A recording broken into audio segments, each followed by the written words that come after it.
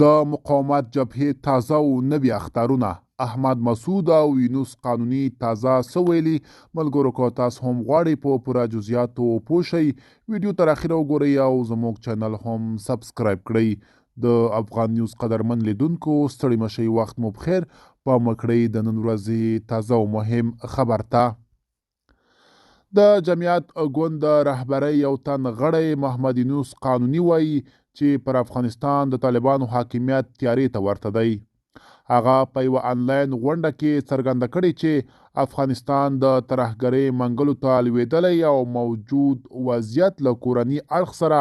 په همغږۍ د بهرنۍ معاملې نتیجه ده بلخوا د جمعیت ګوند د پخواني قومندان احمد شاه مسعود زوی احمد مسعود بیا ویلي افغانستان یرغل او وحشت تجربه کوي چې له دغو ستونزو د وتلو یوازینۍ لار عملی مبارزه ده بلخوا د غور پخوانی مینار په خطر کې دی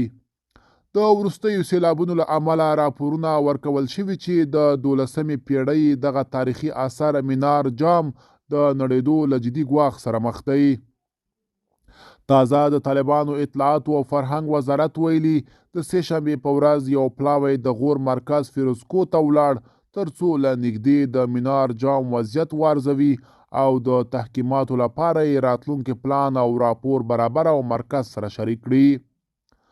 همدارنګه په پام کې ده چې د جام شاوخوا سیمو د رسوباتو پاتې شونې هم لري او د خوندیتوب لپاره یې لازم اقدامات ترسره شي ملګرو دا به زموږ چمتو شوی ویډیو که تاسو هم د ویډیو په اړه څه نظر لرئ په کومنټ کې راسره ولیکئ تر بیا ښه وخت ښې چارې